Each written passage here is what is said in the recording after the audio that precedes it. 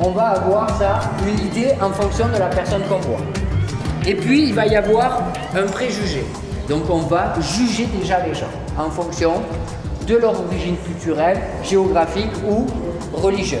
Ça m'est déjà arrivé d'entendre des préjugés au collège, oui. C'est pas cool à entendre, ouais. Même si c'est pour rigoler, ça peut être blessant. Parfois on dirait que c'est pour rigoler et tout, mais bof, enfin, pas trop. Enfin, ça fait mal. Le racisme, on l'a dit dans l'exposition, ça part de l'ignorance, ou puis quand on connaît pas, on imagine.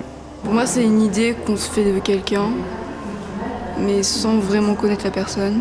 Les personnes étaient racistes en fait parce que souvent c'était leurs parents qui étaient racistes et ils entendaient que ça chez eux. Et alors ils croyaient que c'était logique, alors ils continuaient, ils apprenaient ça à leurs enfants et ça reste. La catégorisation, l'essentialisation, puis la hiérarchisation.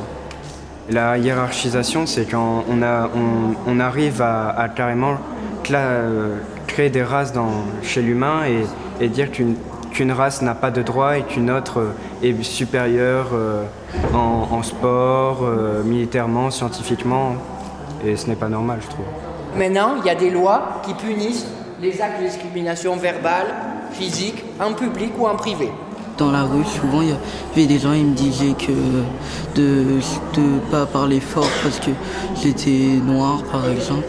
On me disait de me calmer, d'arrêter de faire ça parce que je venais pas d'ici alors que je suis français, je suis né en France. Et on est tous nés pareils, du coup je vois pas pourquoi on ferait des différences.